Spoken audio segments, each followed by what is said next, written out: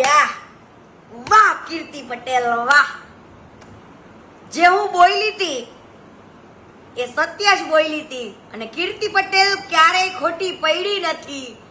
કીર્તિ પટેલ હજુ સાંભળજો, કીર્તિ પટેલ જે બોલે ને ઈ લોઢે લીટો જોઈ વાલા.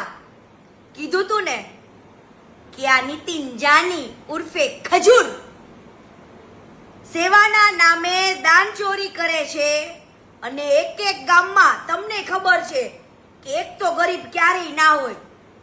100 કિલોમીટર એક ઘર બનાવશે, બીજું બનાવશે, આમ ત્રીજું બનાવશે, પણ મિત્ર એક ગામમાં બધાને ખબર છે એવા 5 જરૂરિયાતમંદ હોય જ. તમારા ફોને ઉપાડતો નથી ને એક ગામમાં એક ઘર બનાવીને 10 ઘરના પૈસા ઉઘરાવી લે છે. અને આજે કીધું તું ને કીર્તિ પટેલે લોઢે લીટો કે ભાઈ આ ભાઈને રાજકારણમાં જવું છે એટલા માટે એક એક ગામમાં એક ઘર બનાવે છે અને 10 ઘરના પૈસા ઉઘરાવીને ઘર ભરે છે. એવી જ વાત થઈ ગઈ મિત્રો કે એક જગ્યાએ ઇવેન્ટમાં જઈને ભાઈ સ્ટેજ ઉપર જઈને બોલે છે કે હવે ઇલેક્શનમાં વટથી આપણે ઉતરવું પડશે અને પાછા ઈ જ ક્લિપને પોતે વાયરલ કરાવે છે અને બધા જ મીડિયાવાળા, તમને ખબર જ છે બધા મીડિયાવાળા એના જ છે અને એટલે ચડાવી દીધો. કેમ ભાઈ?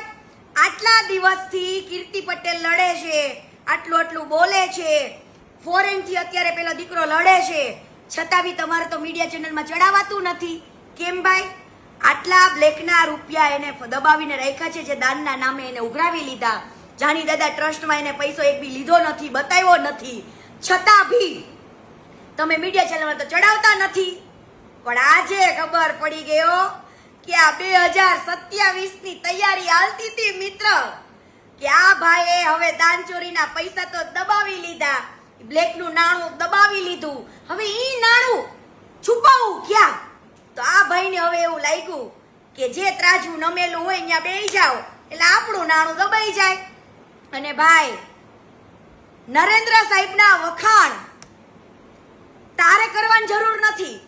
ઓલરેડી અમે લોકોએ ઘણીવાર કીધેલું છે કે ભાઈ અમે તો એક ગુજરાતી છીએ અને આખો એક ગુજરાતી જો આખો દેશ ચલાવતો હોય ને એનું તો અમને ગર્વ રહેશે. તું ત્યારે ક્યાં હતો જ્યારે આ લોકોના વિરોધ થતા હોય, આમની ખરાબ ટિપ્પણીઓ થતી હોય ત્યારે તો તું ડિબેટથી ભાગતો હતો.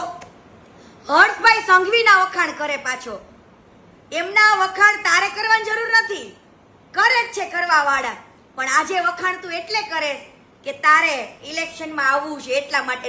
મને ખબર તારે ભાજપમાં જ જવું છે એટલે ભાઈ હર્ષભાઈને વખાણ કરવા પડે, મોદીજીના વખાણે કરવા પડે અને કરવા જ પડે કેમ કે